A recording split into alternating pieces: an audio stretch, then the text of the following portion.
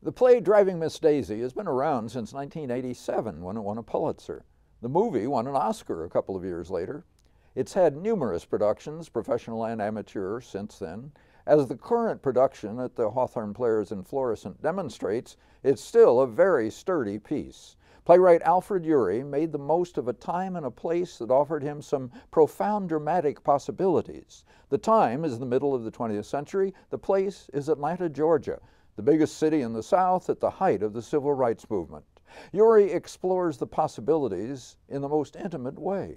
His play has only 3 characters. Daisy Werthan has been left very well off by her late husband, though she likes to insist that she is not wealthy and proudly remembers the sacrifices her family made so that she could go to college and become a teacher. She can be a little prickly, but she wants to think well of herself, and she generally should. But 72 years old, she's had one more fender bender than the auto insurance company wants to cover.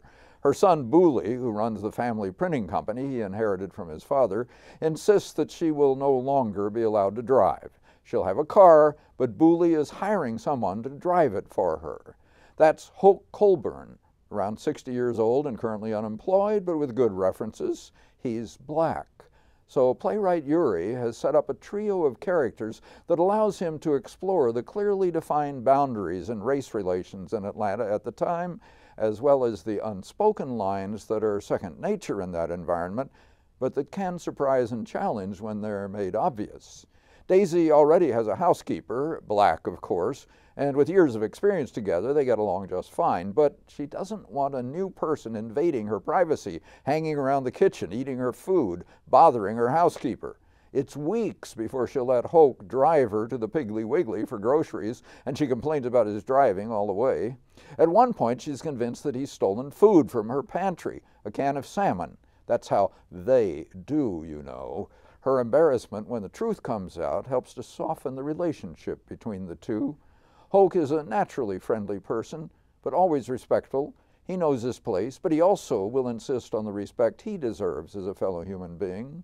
By the end of the play, after 25 years together, Daisy tells Hoke that he is her best friend. Hoke does not respond in kind. We have seen less of his life outside Miss Daisy's household than we have of hers. We don't know who his best friend might be. Urey tosses one other complication into the relationships in Driving Miss Daisy.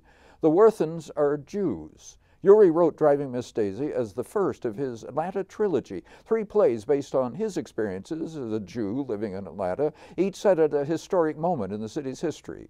Parade is a musical about the 1915 lynching of Jewish businessman Leo Frank.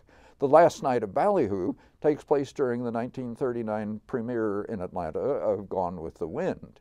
In 1958, a Jewish temple was bombed in Atlanta.